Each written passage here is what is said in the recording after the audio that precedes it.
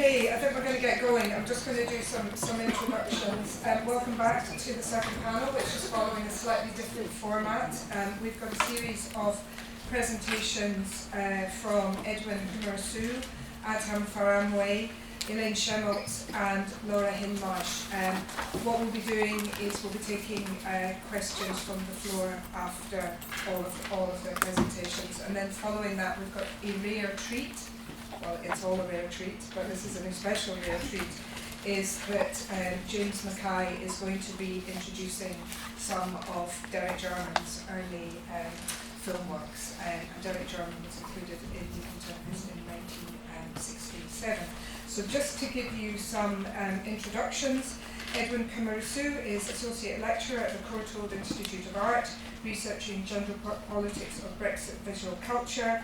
He was awarded the Courtauld's 2018-19 SACA Research Forum Postdoctoral Fellowship, his AHRC-funded PhD at the Courtauld examines gender, sexuality and the legacy of the Northern Irish Troubles, which will come up later with Alistair McLennan. He has contributed to the Irish Times, the Irish Studies Review and the Irish Review, and is a co-founder of the Courtauld Gender and Sexuality Research Group. Adham Faramawy is an artist based in London. I'm not going to read all of this because it's all too long and you can just read it all yourselves. Elaine Shemilt is an artist who was included in New Contemporaries in 1970 something? 76. And is based in Dundee, and Laura Hindmarsh is a more recent New Contemporaries artist whose work references Elaine's practice. So without further ado, I'm going to hand over to Edwin.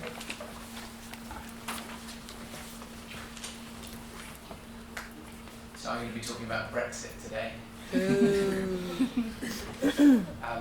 Thankfully this talk didn't go out of date as soon as I wrote it, although it's a fairly febrile political atmosphere.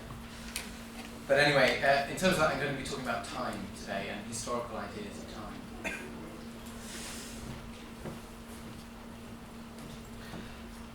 To mark 70 years is no mean feat.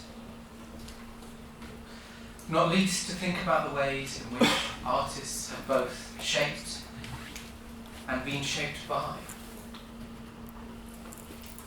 the politics of gender and sexuality in British society over that time. To do so also throws up profound questions about history itself. Conventionally written in a linear narrative, this is usually a process of tidying away the mess and profound complexity or contradiction of our lives.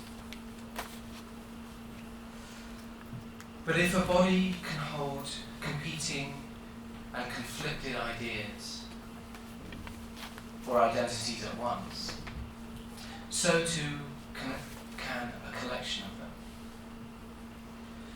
This has always made the study of social change difficult, as it necessarily unsettles easy stories about who we are.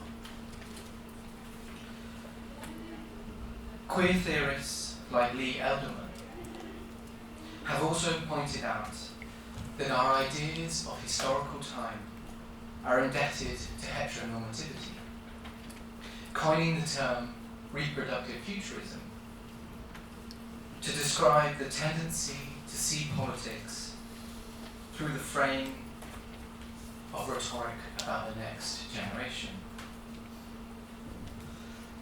Whether it be a moral panic that social media is preventing millennials from having sex, or the way climate change is so often spoken about. Some scholars, like Elizabeth Freeman, have insisted that we should think queer temporalities and histories. Jose Esteban Monos argues that queerness is something yet to come. I was struck by questions of sexuality and time watching Francis Lee's 2017 film, God's Own Country. Set in 2015, the movie is about a gay love affair between a young sheep farmer in Yorkshire and a Romanian migrant worker who is hired for the lambing season. While the film itself has a linear narrative, an ending which sees the couple reunited in Romania after a split. The whole movie is also implicitly haunted by what we, as viewers, know happens immediately after Brexit. The knowledge renders the story fleeting and fragile, perhaps even out of time. As always, fears and fantasies about nationhood quickly spill into anxieties about gender and sexuality. Many Remainers implore that Brexit be stopped for their children, while in 2013, UKIP grew in popularity partly in response to the Conservative Party legalising same-sex marriage. Historical time is also a profound preoccupation for both sides of referendum divide. When not promising their version of the future will offer resolution so we can move on, this will never happen. Pontifications are made for a yearned-for fantasy past, whether it be the Second World War or 2012 Olympics, each retrospectively imagined to be a time of national unity. I'm fascinated by the tension between the mythic status of the Olympics opening ceremony that it's attained for centrists and Remainers, and the event itself, which, if it were made now, would be seen as pro-Brexit propaganda.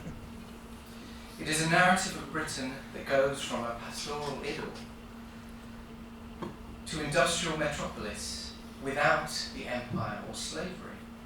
In fact, the first indication that the UK has any relationship with anything beyond its shores is the portrayal of the world wars, making the appearance of the Windrush generation in the 1960s surreal for its absolute lack of context. The last few years have made me think a lot about how we conceive of time, and why events like the 2016 referendum were experienced as a shock to some and not others, depending on the story they told themselves about who we were and what we will become. Claims about certain politicians being unelectable are made on a similar basis, as well as a difficulty in perceiving the world outside of our own vantage point.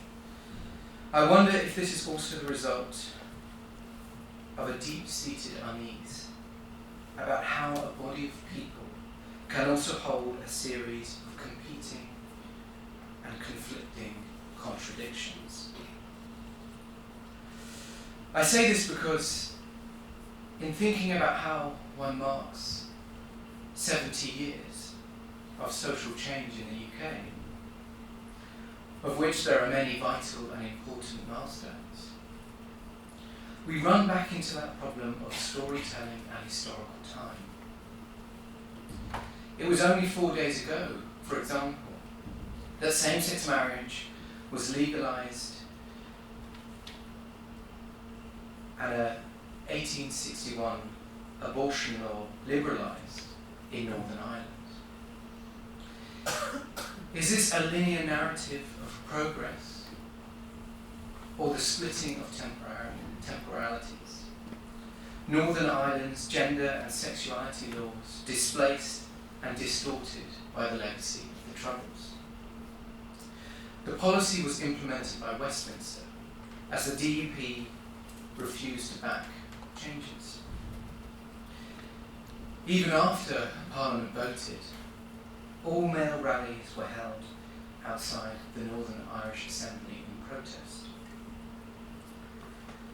Perhaps time is more complex and messy than we as historians can ever fully account for.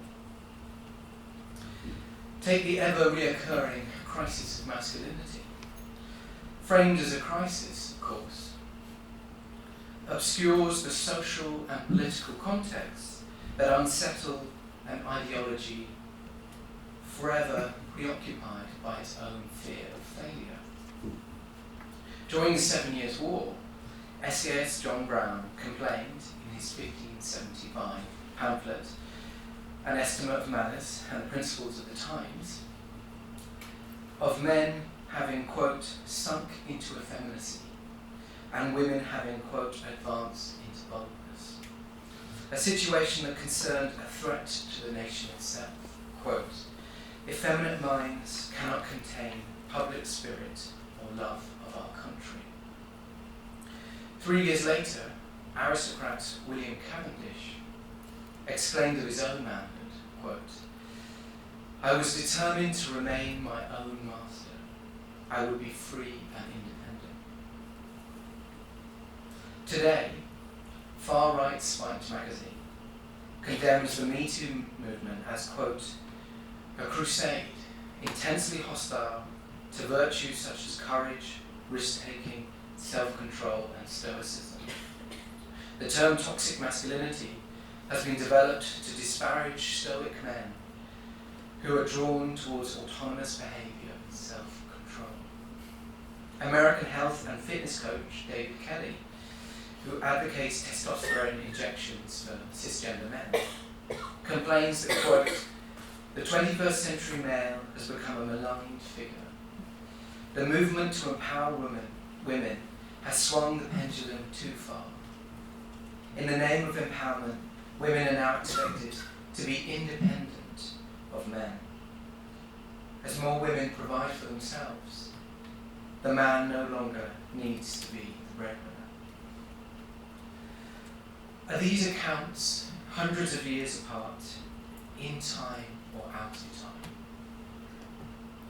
And what of feminist, queer, or anti-racist activism considered before or of its time?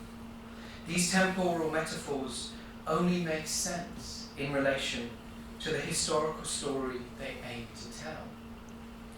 A historical story that strives to appear solid and stable rather than perpetually in flux.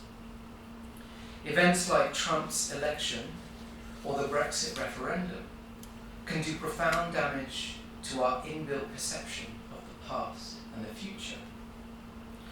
And yet we continue to insist on neatness and easy answers, declaring, for example, that a no-deal Brexit would give final resolution. One of the things that has struck me about our current Brexit crisis is how much the imaginative worldviews of Leavers and Remainers mirror each other, overlap and echo, at least on the level of rhetoric. Many on both sides demanded a male saviour figure to take back control and simply wash away their feelings of powerlessness. Banishing betrayal and traitors. This year, the Hansard Society reported that 54% of the public believe that, quote, Britain needs a strong ruler willing to break the rules. Such is the concern about masculinity that in June 2018, a member of the public called into BBC radio show Any Answers, complaining, quote, when we had an empire, we could bully other countries. Now, if we leave the European Union, we will be a small boy. The next day, The Guardian also drew on gendered metaphors to describe the prospect of, quote, a Britain in decline into a sullen and impoverished island, like a divorced man drinking alone in a bedsit. The same month, MP Nadine Dorries tweeted her support for the then Secretary of State for exiting the European Union. Quote, David Davis is ex-SAS. He's trained to survive. He's also trained to take people out. While MP Bernard Jenkin explained in The Sun that, quote, Brexit victory would be like winning the Falklands War, transforming our national confidence and standing in the world. But despite such promises, Boris Johnson complained that the negotiations were, quote, a humiliation. We look like a 7-stone weakling. Even as the Daily Mail photoshopped an image of Davis as a Battle of Britain Spitfire pilot. Remainer MP Heidi Allen also felt more masculinity was needed, exclaiming that, quote, MPs must now grow a hair. The Guardian demanding the muscle of Parliament take back control. If we're living through yet another period of masculinity in crisis, let us not hang on to the ways in which we have deeply internalized political power with military masculinity, or ideas of independence and sovereignty as characteristics of real men. We often think of traits like stoicism and scientific rationality in connection to masculinity, an association that in fact has only existed since the First World War, when scientific study was heavily used for the purposes of conflict. But the idea of Britain as a place of imagined male rationality has long been given as a supposed justification for the empire acting like a benign custodian, exerting control over those who supposedly could not themselves.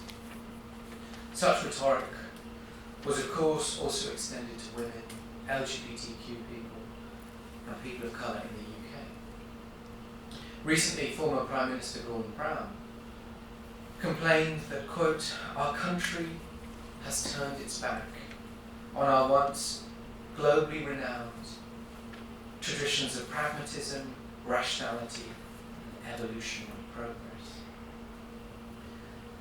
At this very moment, when Britain feels like it is losing control on the world stage, the power imbalance with the EU27 impossible to ignore. Many women artists in the UK are turning to magic and the occult as a medium to profoundly and powerfully subvert that whole narrative about the male custodian, required to exert scientific control over those claimed to be in need of it. Even as many on both sides of the Brexit divide call for a strong male saviour, our historical narrative about the Enlightenment, about Enlightenment imperialism, seems to be coming apart at the seams. In 2017, Rita Duffy brought together cross-community women's groups set up in 1998 with the end of the Troubles, with EU peace funding, to stitch together supernatural dolls that she placed along and across the Irish border. In 2018, artist collective Project O, Alexandrina Hemsley and Jamila Johnson-Small, created a video installation for the former HQ of the Royal Navy, Somerset House, in which women of colour performed magical rituals amidst a post-apocalyptic watery wasteland. And in 2019, Candida Powell-Williams created a set of feminist tarot cards during a residency at the Warburg Institute, which had relocated from Germany to London in 1933 under the threat of Nazis. These women artists are all playing with historical time, both the past and the future, in complex ways. Rather than continue to subscribe to a model of history or politics with an underlying logic organised around implicit or explicit fantasies of male control, there is a case to be made for speculative and imaginative thinking. Not just a case for how vital and urgent the arts are, but a deep consideration of what stories we tell and why.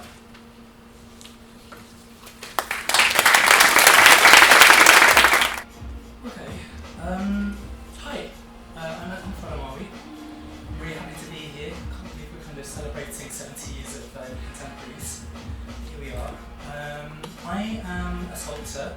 I've worked across quite a wide variety of media, from computer programs and apps to perfume and print. Most of my work revolves around performance for camera videos installed as part of sculptural assemblages. And today I am going to do quite a selective presentation. This is out. Oh look, I can do it from here.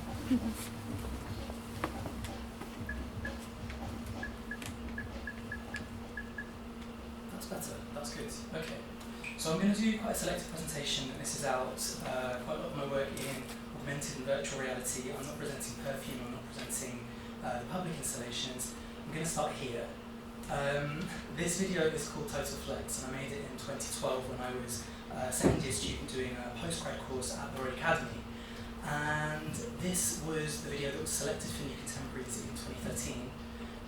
It was an exercise video where I'd ripped the format from early morning TV infomercials. And I consider it, quite an early work where I was using pleasure, fun and play to confront my anxieties around queerness and race via commercial content. I think this piece got selected maybe on my second application, and by that time I'd actually already made a sequel to this, Total Flex 2, and that one was commissioned as an online work for an East London-based project space called Legion TV. I'll just show you that.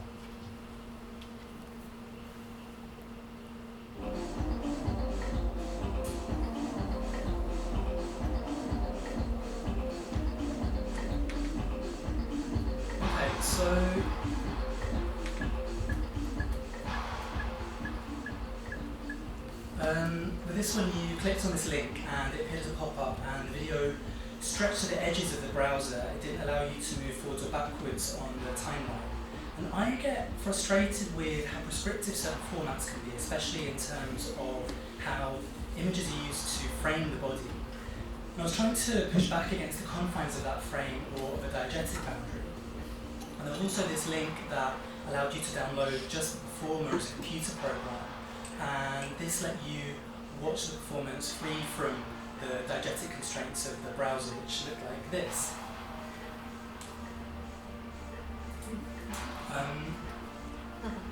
So for me, this work, viewed in two parts, was meant as a playful and recontextualization of a performance from the online to the offline that was meant to co-opt your desktop as part of the work, making it and its workings and design more visible, and I hope that it could be read as part of a network sculpture.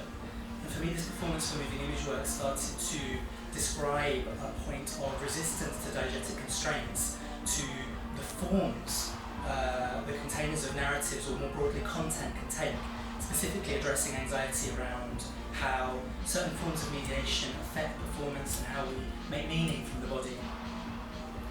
And a lot of the mediated images I think about relate to or stem from advertising. Posters on the tube, sponsored social media content, those forceful pop-ups you get on illegal video streaming sites, or early morning infomercials like the sources for the Total Flex series. I'm really absorbed by the kinds of soft advertising that bleed in from the edges, the images that find their way in while you're waiting for something else to happen. What kinds of assumptions are embedded in these leaky images? How do they engender certain subjectivities, and what alignments do they assume? Feeling out and pushing against those kinds of boundaries is a recurring trope for me. I'm just going to turn off that video. Soundtrack. Bring up this. Okay. So, after graduating from the Royal Academy in 2013, I was offered a solo show at a space called Cell Projects in Bethnal Green. And around the time that I was graduating, I noticed a shift in advertising on TV. Liquids were being increasingly computer-generated and aligned with ideas of youth and wellness. So I titled the show Hydra, and I decided to use the space to explore the ways in which CGI liquids were being employed, drawing on the then burgeoning trend of designer water to investigate how aspirational images of youth were being constructed to sell products and experiences, and how these images and alignments affected my sense of materiality and how I thought about my own body. I'll show you a couple more works.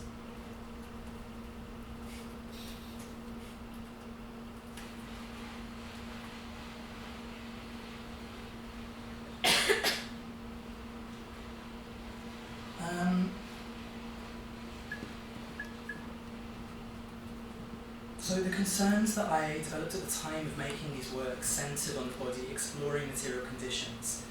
I wanted to explore how my reproduction of the strategies of commercial image making in the gallery context could shape the viewing experience, make demands on or implicate the viewer, shifting and toying with ideas of the gaze, or to quote Sartre, the look.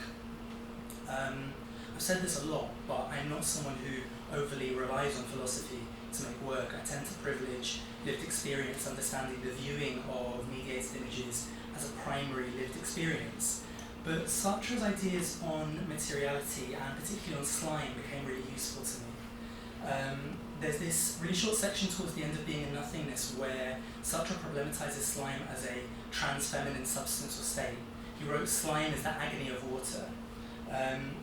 And the gendering of solid states as masculine, fluid states as feminine, and the problematic abjection of slime as this trans state has been attacked pretty widely, and the difficulty of the proposition somehow made it very fertile ground for me to explore, not to mention the use of slime as a kind of synonym for bodily functions, and also a useful visual technique for fracturing both the performers' bodies and the image space. Okay. Get rid of these guys. Okay, so in 2016 I was commissioned to do a solo show at the Blue Cup in Liverpool. And around that time I had a minor road accident. I was on my bike, but I didn't turn quite right and I flew off it. And it wasn't a serious accident, but I got pretty scratched up and swollen, and I kind of couldn't walk for a few weeks. I was shocked at how my body couldn't perform in the ways I'd expect. The healing process from my perspective was really disgusting and surprising. I felt like I didn't know my own body, a little bit like when you notice changes during puberty or through aging. You kind of might find like a grey hair or a wrinkle and just go, like what are you? What is that? And I'm going to show you something with a trigger warning. This isn't nice to watch, but here we go.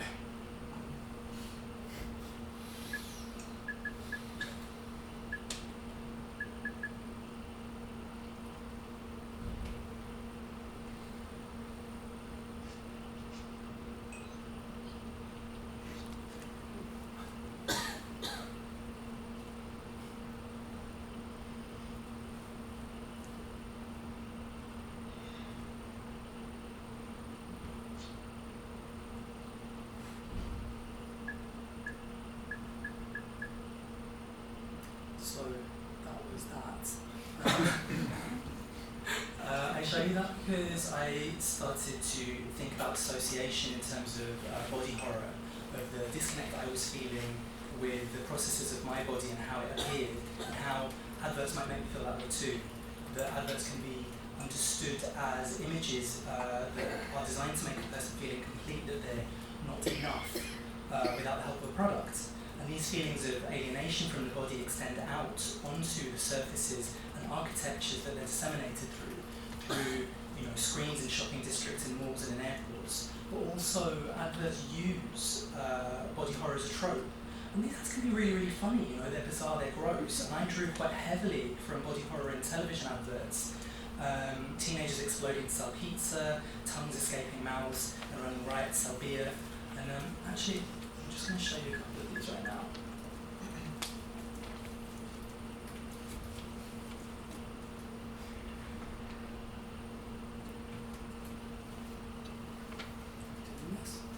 We're doing this.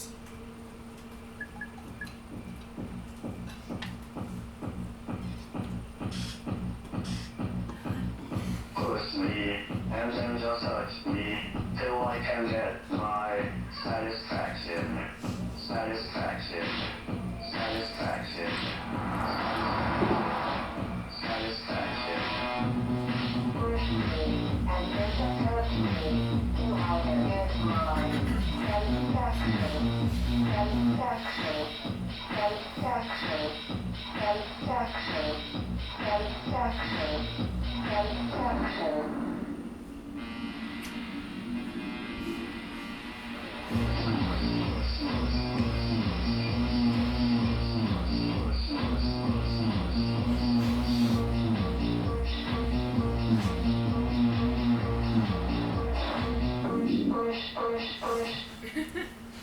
Chris, I have another one to show you.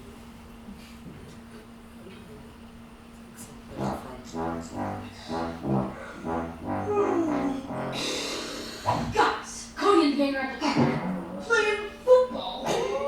We don't have Darius Jackson. Let's go! You're not going anywhere without your big game liquid slam. Excellent!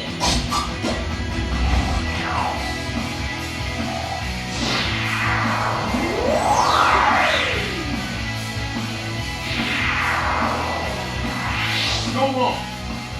This one's going downtown. Whoa! Whoa! No, they're full team. Yeah! Yeah! Liquid slam! Liquid slam!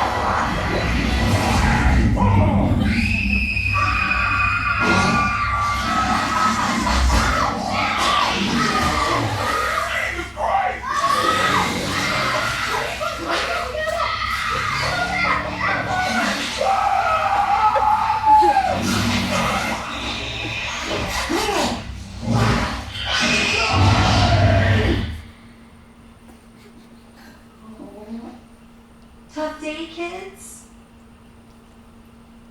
Well, I've got just the thing. How about some big game pizza pig sticks?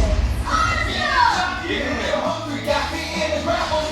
Big game pizza pitch, give me my hunger that you tackle. All day, every day, Touchdown, Mr. D. big game pizza pitch, for your chase, but the touchdown.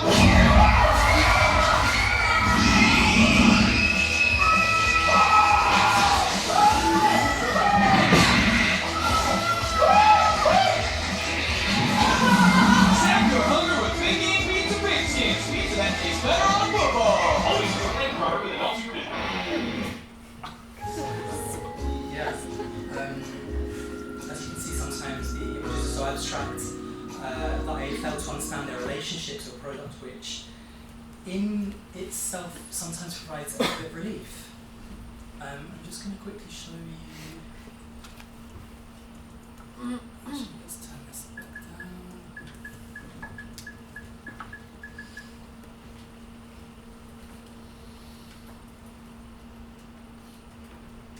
Okay.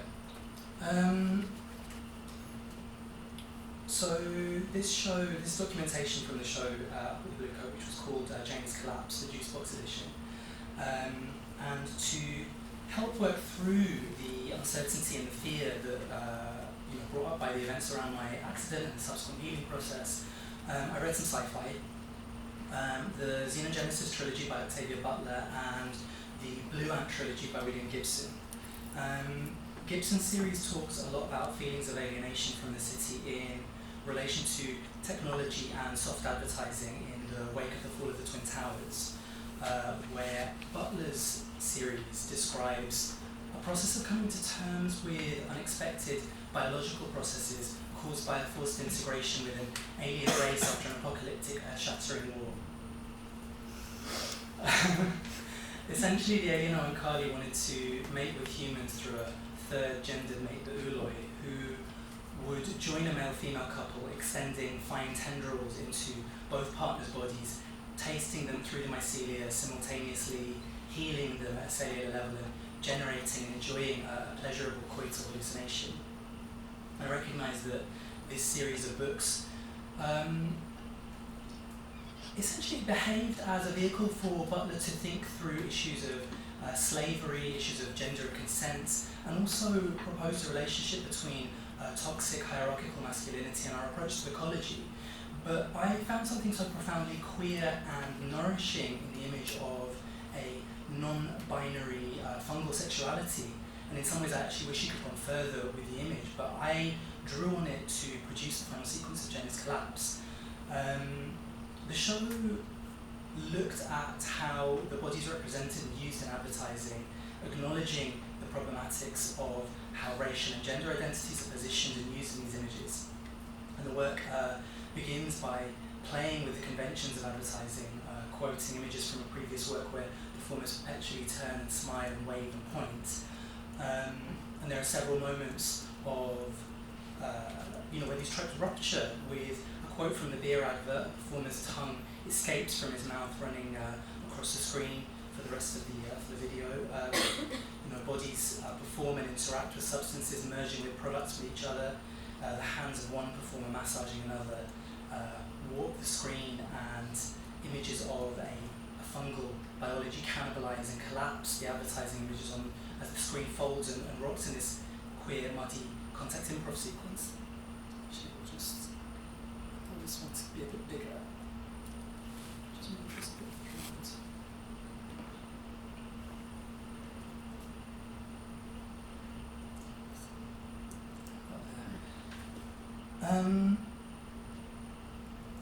Octavia Butler's third sex Oankali, with its tentacles that penetrate taste and heal its lovers, and the work this image inspired has excited an interest in ideas of a queer porous body, which leads me through to my most recent video, and that's where actually I'm going to conclude.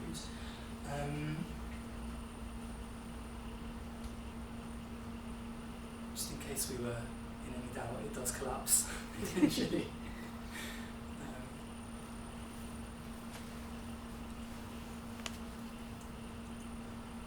Right, so most recently I've been working on this new video called Skin Flick, which premiered at a screening I had at Tape Britain last month. And with this piece I was trying to make work that more directly addresses ideas of entanglement, trying to undermine impressions of bodies as singular entities and unravel perceptions of the body as a discrete biological category. It's quite similar in structure to James' Collapse, but I've been talking about Skin Flick in terms of ecological entanglement and toxicity, in terms of toxic embodiment.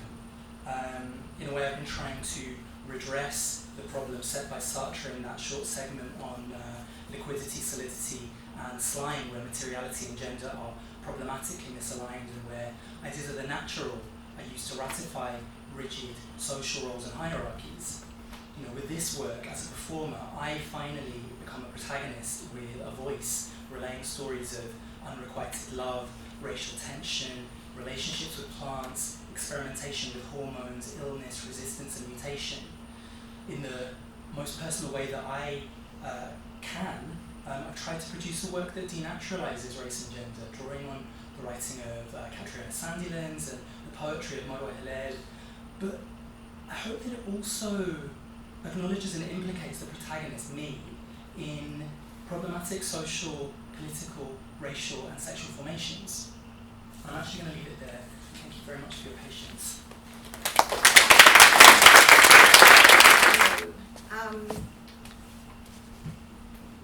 So, I've been asked to speak about my research for 15 minutes.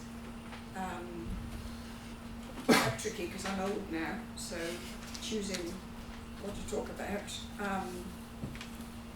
So I thought I'd talk about European women's video art in the 70s and 80s. In order to do that, please permit me to take you back to art making in the 1970s and the 1980s, and to appreciate the art that women were producing then. You have to try to imagine a world without the instant communication and mutual dialogue that internet and social media enable artists to use today. That's quite hard, really. I mean, imagine no smartphones, your family with perhaps one television in the sitting room that everyone would gather around, not necessarily even in colour. Okay. So the Humanities Research Council, Arts and Humanities Research Council, funded this book that I've just completed with two colleagues. We researched into European women's video art from the 70s and the 80s. The main intention was to address the significant and important gap in the scholarly knowledge and understanding of these artworks. But it was also our intention to lift some of the works from obscurity. The research project sought to revisualize the point at which the historical and the cultural meet. The research aimed to exchange and extend experiences, ideas and concepts that were often specific to certain feminine cultural spaces and concerns.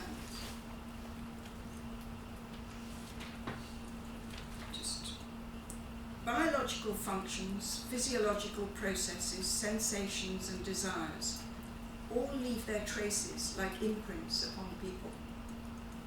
The artist's use of the body as a palimpsest is universal. Through the embodied existence in time and space of women's early video art, lived experiences accumulated in and on the body. They formed layers of engravings, resonances and interferences, where traces of earlier inscriptions shone from beneath the writings in and the writings on the body. Inevitably, our research into the work of those women artists, be they performers, sculptors or painters who used video, touched upon a multidisciplinary analysis that included the history and philosophy of the feminist movement. Artists used themes such as that of self versus self-not, and these themes were common to other women artists, video artists, working in very different parts of Europe. It quickly became apparent that although many themes were common to women artists across Europe, the artists at the time were quite unaware of each other's work. In those days, after one or two showings, the work was trapped in the videotape and consigned to remain on a shelf in a studio, unseen and unwitnessed, usually for many years. In many cases, the tapes were lost or destroyed. Current internet communication offers an instant dialogue where experiences, ideas and concepts can be exchanged and make a contribution to cross-cultural understanding and the production of knowledge. Today, such video works could be immediately uploaded to platforms such as Facebook, YouTube, or Vimeo, etc., but that was not the case then. In the 1970s and 80s, no such fast visual communication existed other than television and commercial broadcasting. Please note, it was hard to make work that concerned one's own female body in the 1970s, and some of us made work in defiance of the male gaze. The complex layers of emotions and responses we have within a changing world, how we are affected by memories and events, as well as social conventions, are themes explored by women artists of the 70s and the 80s. The advent of the videotape recorder offered an opportunity for women to explore perceptions of themselves without the need of a whole camera crew. We could carry and operate the camera alone. It It's difficult now to truly remember the dynamic relationship that emerged briefly between contemporary art and the new medium of video.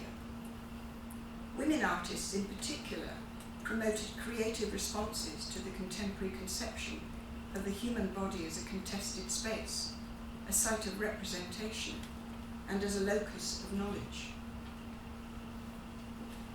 With the advent of video, the artist was offered the opportunity to employ light and sound. Artists used a variety of media, including sculpture, printmaking in their video works. Some of the works that the Ivekovic features investigate society's obsession with the physical beauty and attractiveness and the conflicting nature of attempts to thwart the aging process.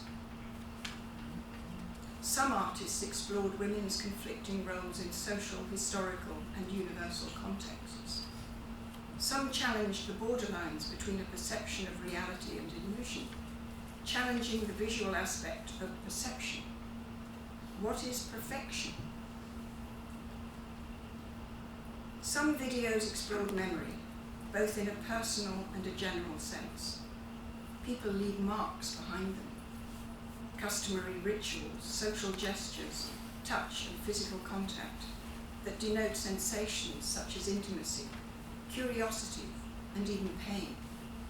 This altering of what is considered true in the surreal or strange environment of video altered the way in which we saw things.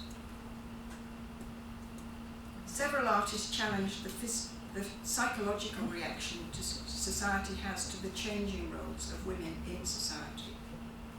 They were interested in the mentalities which fuel a state of mind, suggesting that physical attraction equals happiness.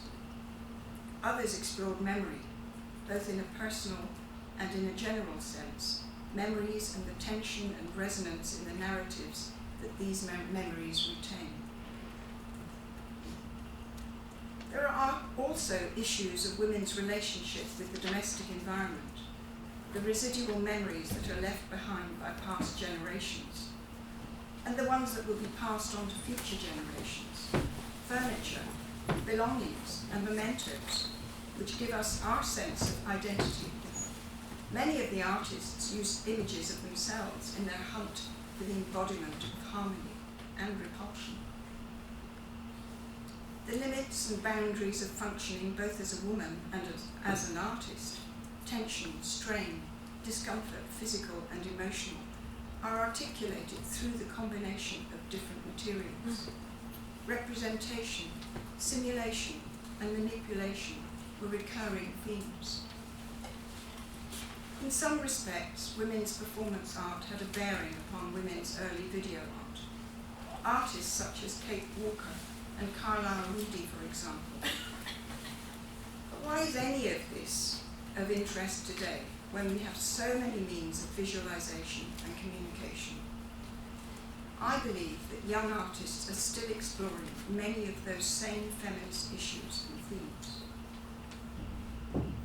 Post-war saw the early beginnings of the women's liberation movement, and then came another wave of feminism. By the 1960s, women were questioning the core values of a capitalist society. Modernity had embraced consumerism and materialization. But what were the advances towards a fairer world in terms of sexual repression and sexism? The new social control led to new social movements. The art that these women made transgressed a political culture and challenged the gender exclusions of social democracy. It often exposed the misogyny and chauvinism of the capitalist society.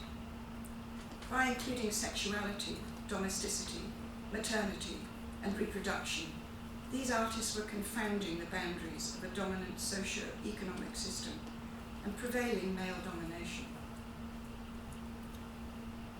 It was relatively short-lived, however. By the 1980s, neoliberalism was to have a devastating impact upon the empowerment of women, and in particular the poor and the disadvantaged. The promises of emancipation were replaced by new senses of injustice.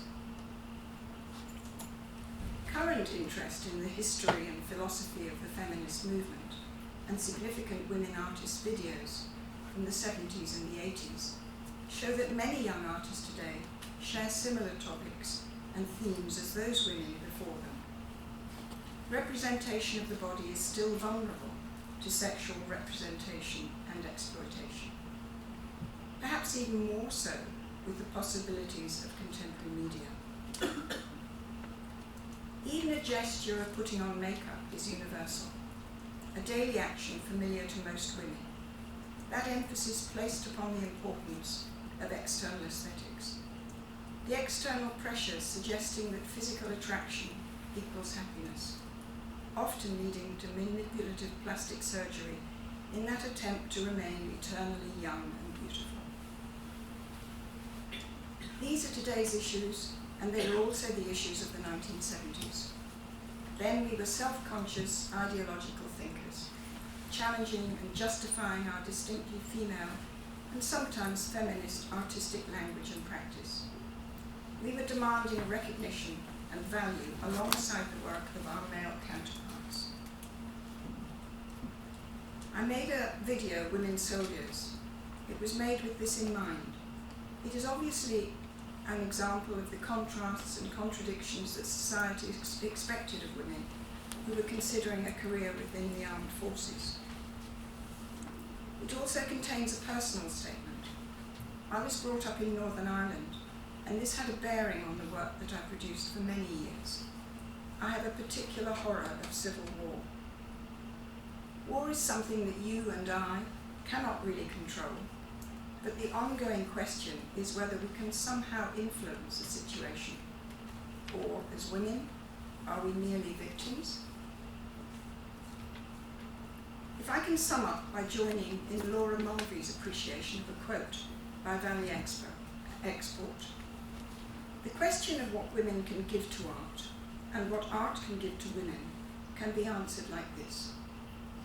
Transferring the specific situation of women into the artistic context establishes signs and signals that are new forms of artistic expression that serve to change the historical understanding of women as well. Thank you. I'm Laura Hindmarsh. I'm exhibiting in Young Contemporaries this year. I just finished Syllabus 4, which is one of these alternative art school programs we were talking about a bit in the first panel. So if you've got any questions about that afterwards, I'd be really happy to answer those. But I'm really going to talk quite informally about this work that's exhibited in the exhibition, and then later on I'll show another work, if I've got time, a short excerpt from a film work, just to conceptualise these works, because this is a series called Screen Studies, so there's 10 in New Contemporaries, but it's an ongoing series that I've been doing since 2014. They're quite small pencil and gouache drawings, and they sort of sit outside my practice more as a form of research or as a process. So I'll just, I guess, preface by saying that, yeah, I do work interdisciplinary. I mainly focus on moving image and performance work, but also text and photography. And so, yeah, these drawings sort of sit as a bit of a side practice. So I started this in 2014, and they really, but I've only really exhibited them in the past 2 years. So as I said, they were sort of a studio practice to me that I didn't really show anyone. And they began as an exercise that I could undertake when I was between projects. So they're quite small. There's the scale is quite exaggerated, so they're about 25 by 17 centimeters, and they are something that's portable. I can do it when I don't have a studio and without funding, and it's something that can kind of sit like an ongoing exercise I can do outside of the parameters of projects, which is normally how I make work. I respond to a sort of site or a situation, and I make work around those parameters. So this is sort of a way outside that. So they began when I started to look at the way I was looking at images and how I was digesting images, and so sort of the films and watching, going and seeing films in gallery spaces, but then also in cinemas, at film festivals, but also how I was digesting them sort of online as well. And I began to notice this trope of the women being doubled within the film frame. And so that ranged from, like early cinema experiments to sort of like experimental filmmakers. and then to like classic Hollywood. So this is like Audrey Hepburn and Funny Face, so sort of these very kind of what we would expect of sort of gendered stereotypes coming out of Hollywood in the 1950s. And then through to like cult cinema, so this is Dr. Strangelove, so this is the actress Tracy Reed in Dr. Strangelove. So in each case I was kind of using this exercise as a way to look a bit closer to sort of chart how the female body is represented within that image or that representation. And often, you know, the mirror is sort of used as a double to kind of further kind of sexualize that woman subject voyeuristically, like Tracy Reed in Dr. Strangelove is the only female character in the film. Whereas this is Ingrid Bergman in Rossellini's Journey to Italy, so here she is a lead, one of the lead characters in this film. But again, the use of the mirror sort of highlights this sort of constrained like fetishism of cinematic language. So the woman, I've got multiple images of the woman sort of confronting themselves in like a vanity mirror or a dresser in moments of sort of emotion, like emotional vulnerability, or it's like a point of crisis in the film, or occasionally it's in defiance.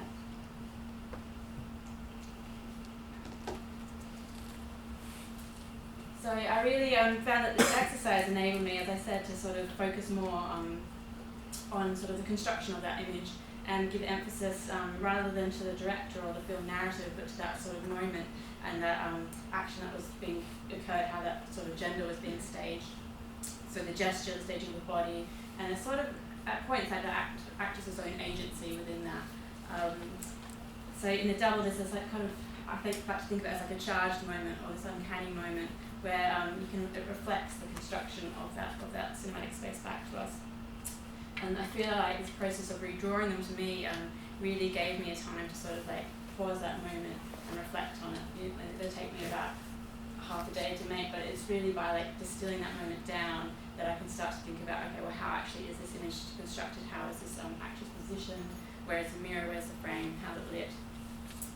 So this ability to pause on a film still is something quite unique to the digital age, obviously, and Laura Mulvey touches on this, or talks about this in Death at 24 Frames a Second. So she, moving on from visual pleasures, she reflects on sort of how these radical modes of, radically altered modes of viewing and spectatorship occurs as the technology of consuming these images occurred. So these films, so this is like Wings of Desire, these films that originally you'd only see in a cinematic space, and you know they were restricted by the duration in which you saw them. So suddenly we had this capability when we were downloading films and watching them ourselves to like pause, to replay them, to in my case take a screenshot or a photo, and remediate them elsewhere. So Laura Mulvey talks about this as a sort of delayed cinema, where the concentration of attention not only on a narrative but on a small fragment, and how this in turn enables us to analyse the codes of representation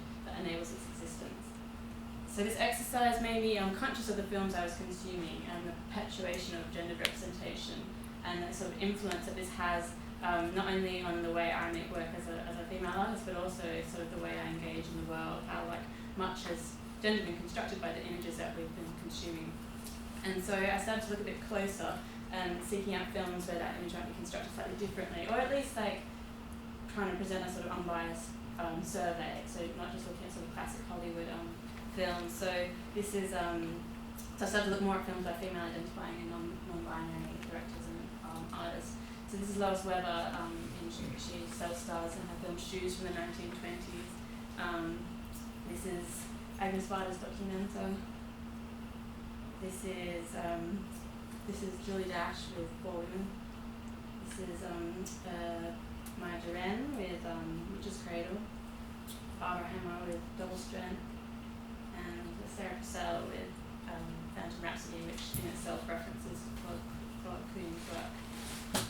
So I guess this exercise of redrawing also made me really conscious of the way that I was consuming these images. So as I mentioned before, like generally not seeing them in cinematic spaces, but downloading them and streaming them so I could pause and take screenshots.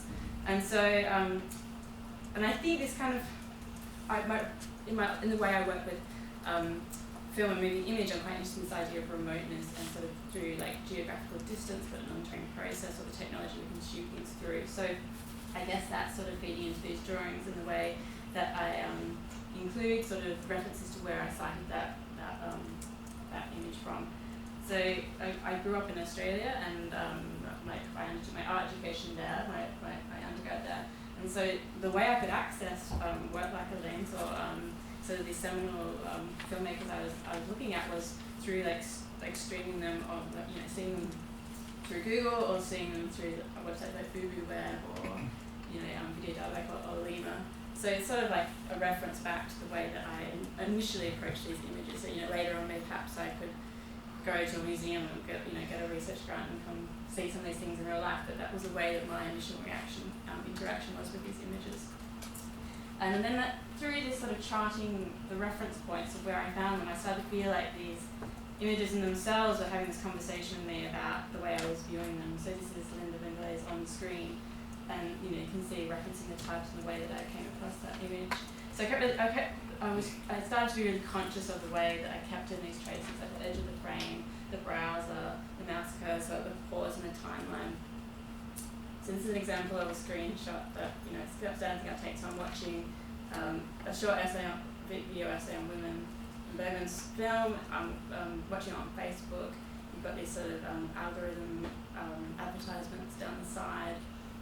It pauses and gives me it's a time code. Like I know at what day that I looked at this image, and I know that I was watching it on my laptop screen. So I'm quite interested in these references back to the way that they're mediated. I'm approaching it.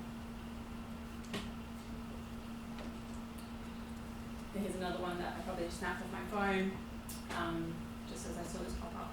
So this is the way I'm sort of going about this research of capturing these images. So I'd sort of be interested in as I said, the way that these folding these meta-narratives around representation and the sort of this different form of spectatorship, and considering how my looking and capturing and the remediation of it is in a sense performative.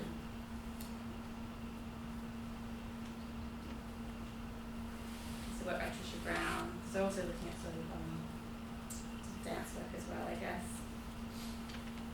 And then the original image, so you can see sometimes I'm selective about what I include or not from my tab history. And I had picked the previously done one of Elaine. So this was work that I had previously not been able to see. I had come across this image online, and through the European Women's Video Art page, and then I was able to see it a couple of weeks ago at a book launch of Elaine's work. So I'll just briefly now touch on the way this sort of research or this exercise in these screen studies informs or sort of sits parallel to my other work. So this is a piece, this is a screen study of my own work, where I reenacted Yvonne Rainer's Trio A through projecting the YouTube version in my studio. So I'll just quickly play this short film. And then it doesn't have any sound.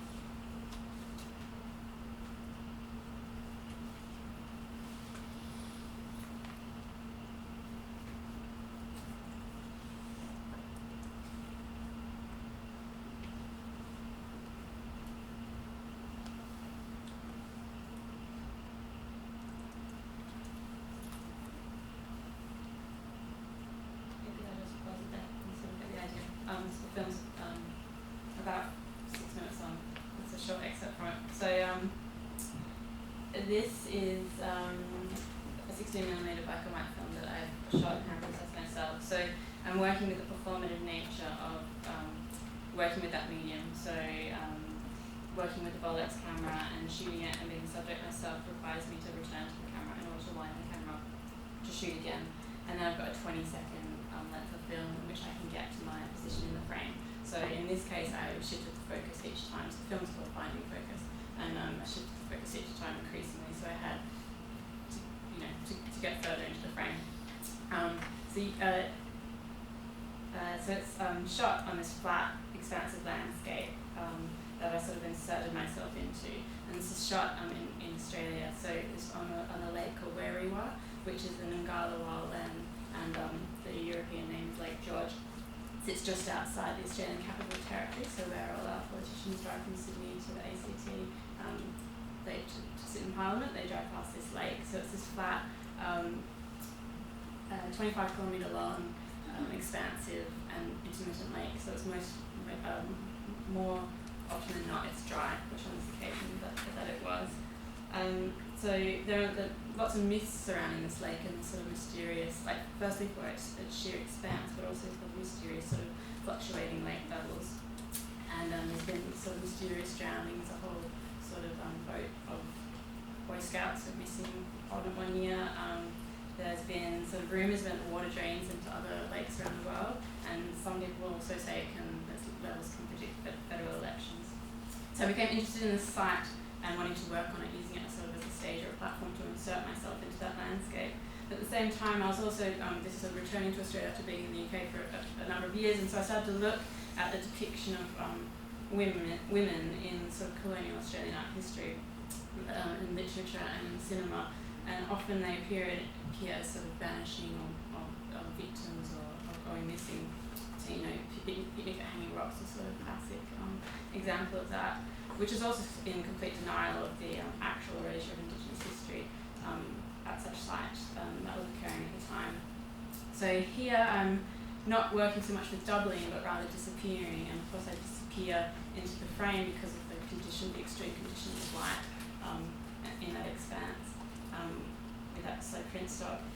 So this failure to be visible, it draws on sort of feminist film history and gendered representation, but also on my conscious efforts to work with my uncomfortable relationship, this idea of remoteness, but also my uncomfortable relationship I have with representing myself within the Australian landscape as a traditional market. So I'll just end there.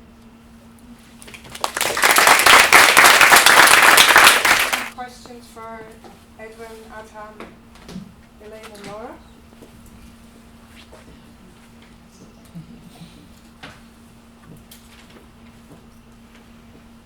Okay, so just because I have to space, one of the really exciting things about being on this panel for me was... Can't hear you.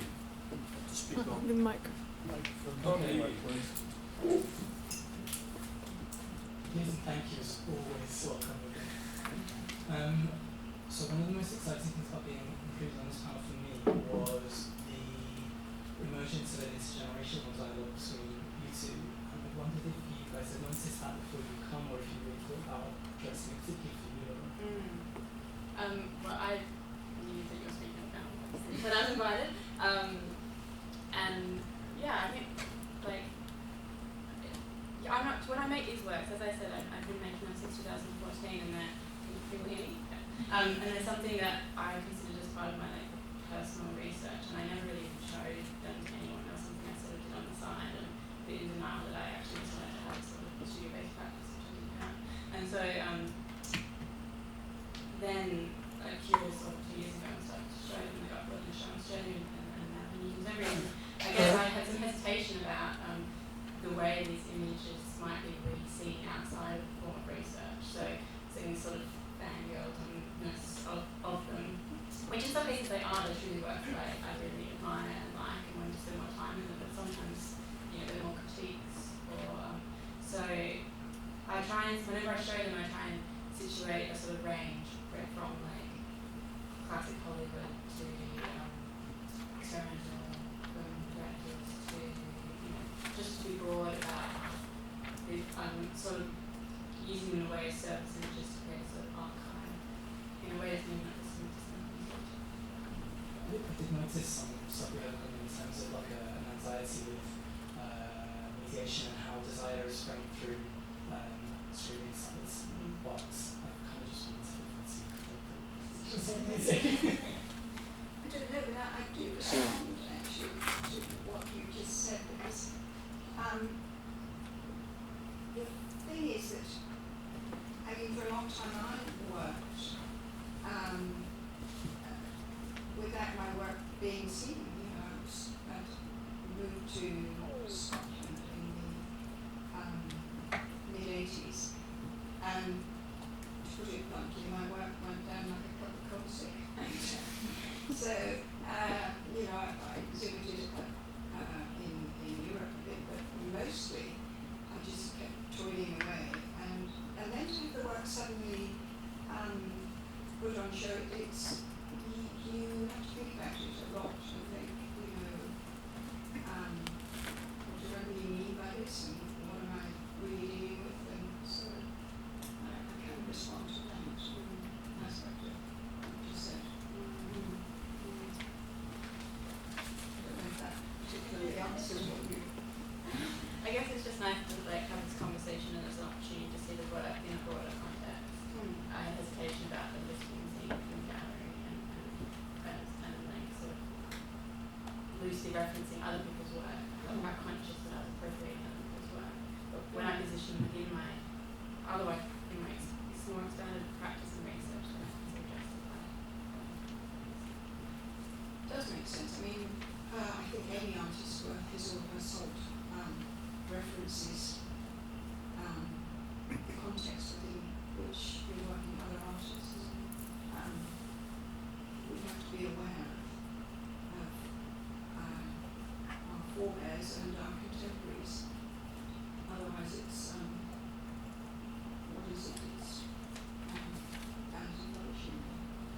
I think that's important in terms of attitude, like the fluency to respond very directly to ecology images, especially specifically in relation to the body and representationality of gender. I think it's difficult not to refer out to other people's work and other people's work.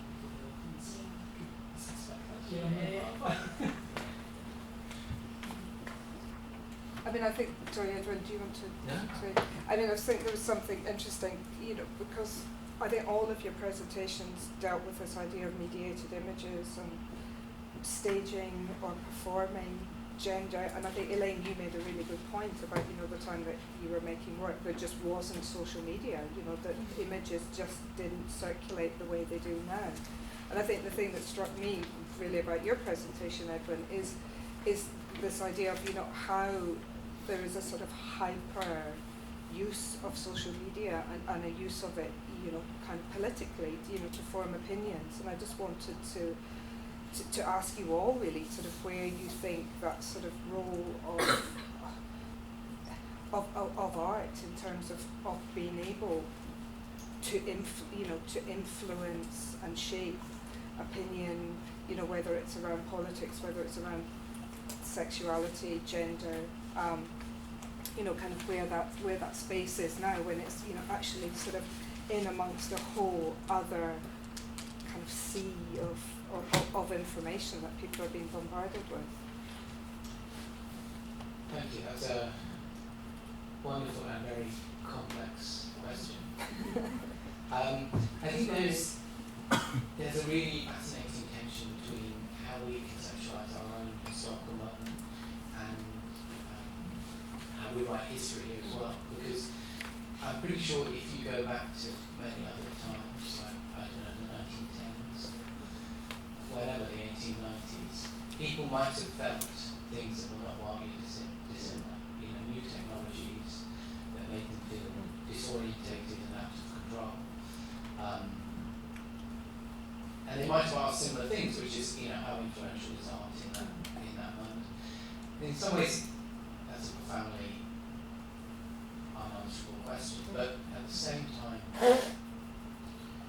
when we look back through history, it's often the artists that have distilled and digested a messy, complex world and left traces for the rest of us to make sense of. And sense, those artists are doing profound and incredibly important work. And part of that storytelling, I suppose, I was talking about is the arts themselves that are so urgent, vital, and generative, precisely in that context. Because I suppose we as people sitting in this room and in society instinctually feel things about our own contemporary moment, but their workings in the history are far more complex and abstract. And it's art itself that really, I don't know, captures those stories. I mean, I think all of your presentations were, beautiful and profound in that sense. That these are historical documents, and they matter now, but they will matter even more in the future. I think for me,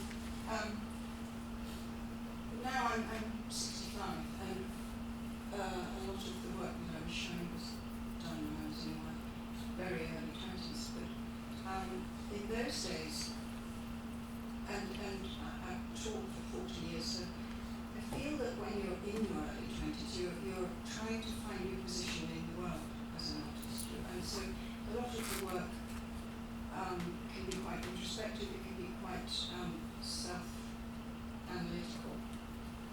What's happened to me is that as time has gone on, I've become much more concerned with less with my making an honest interpretation of my inner world, and more concerned with environmental issues and my role as an artist within the world, really. And so for the last 20 years I've been working with scientists, and my passion now is to sort of visualize complicated information that I truly believe only artists can do. And so art and science, as it was in the 1800s, I think now artists and scientists are coming together to deal with big global issues, environmental management, global warming, the rising temperatures. And that brings me back to the issue of how do we deal with current technology. We embrace it and we go with it because it's absolutely necessary to solve big problems that need to be solved. So that's my answer to that one. I guess I'm someone who sort of works across the two as well. I work with 16mm film, and I have I feel quite I work quite intuitively. I like the parameters it gives me, the limitations it gives me. But I'm also grew up in the digital age, and I don't want to be nostalgic about working. I don't need to be conscious of the way that we consume and mediate images and ourselves. And so I also work. I worked across platforms before. I did a dance piece with a dancer in Australia using Instagram stories. Technology interrupting. But using Instagram stories where she would send me a gesture, which I then had to watch within 24 hours and then repeat and play back to her. Sorry. So I guess I'm just trying to be conscious of it. I mean, and critical of it in some aspects, but then also just let it play back into the work. And with the screen studies I like, but sometimes my reviewing history algorithms then get repainted next to the sort of seminal piece of cinema, and then that gets put on the wall. Like, I'm quite interested in that. There's a potential to sort of speak across these different historical but also contemporary ways of thinking about images and mediation.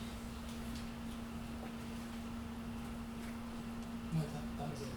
That's it. Does anybody have any more questions? I just have a question for Edwin. Your very interesting presentation on visual culture of Brexit. Did it,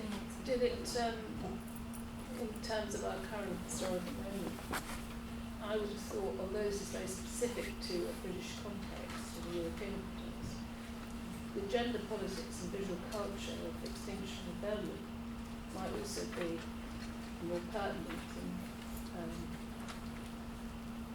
contemporary moment to analyse in the same way that we've done with Brexit culture, because it seems to me it's of overriding more significance than Brexit. Absolutely. So there are two elements here. One is, I think you're absolutely right, raising that. That's really interesting. The current postdoctoral fellow here has a group project called Art History and Climate Change, which will be looking at things like the gender politics of Greta Thunberg and attacks on her, but also defences and etc. I mean, obviously everything's connected, and the way we think about our natural world has a profoundly long history of gender and sexuality. I suppose the reason I'm interested in writing about Brexit is to answer your question specifically is so I'm mixed race. My dad's from Sri Lanka, my mum's English, and I grew up feeling between binary in a world of binary police all the time. And so on some level writing about the legacy of the Troubles was also, though I didn't really understand it when I began, an attempt to work through the way in which arts can offer an imaginative space beyond that line.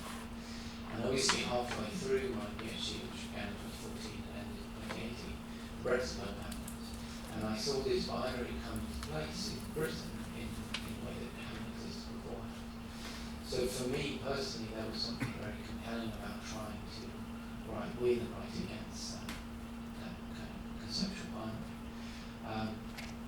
And so in Northern Ireland, I personally took off sovereignty from my own analysis. I mean, I didn't take a position on whether it should remain in the UK or the Republic. I felt like it's not up to me to decide. But it meant that when you do that, you put an emphasis on points of commonality and the ways in which both sides share things, actually fundamentally, particularly when it comes to gender and sexuality. I don't know how familiar you are with Northern Ireland, but obviously historically there have been all sorts of myths, like one side is more progressive than the other, and actually, to be honest, they share a profound overlap in many ways as well. And I realise the same is also true of Brexit, that although there are profound differences between the leaders and remainers, there are also profound similarities, particularly when you come to gender and sexuality.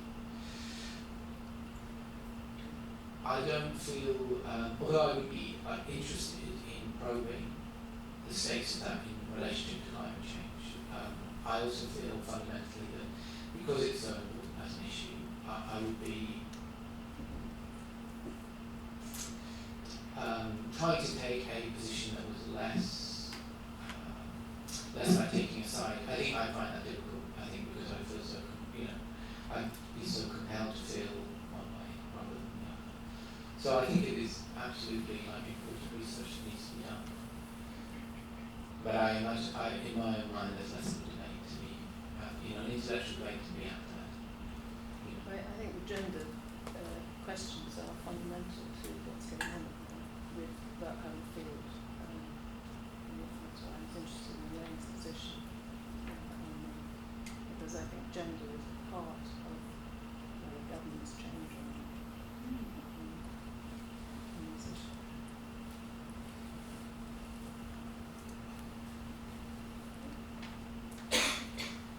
Okay, well, thank you very much, contributors, fantastic presentations. Thank you.